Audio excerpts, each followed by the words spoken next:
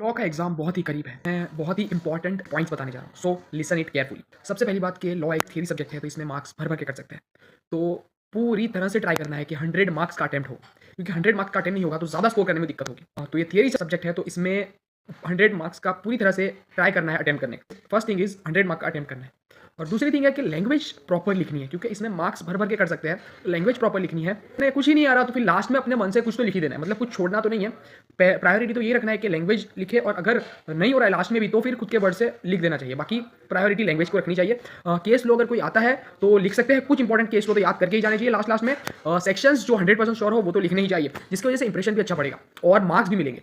जो important points हो उसे अंडरलाइन करना मत भूलिएगा। अगर एग्जामिनर देखेगा उसे और उसका ध्यान उस पर ही जाएगा, और अगर वो करेक्ट हुआ, अच्छी तरह से हुआ, तो उसकी वजह से आपका दूसरे पर भी इंपैक्ट अच्छा होगा, दूसरे आंसर्स पर भी इंपैक्ट अच्छा होगा। तो उसके तो मार्क्स मिलेंगे ही, और उसकी वजह से जो इंपैक्ट होगा अच्छा दूसरे आंसर्स पर, उसका भी बेनिफिट मिलेगा। तो ये बात ध्यान में रखिएगा।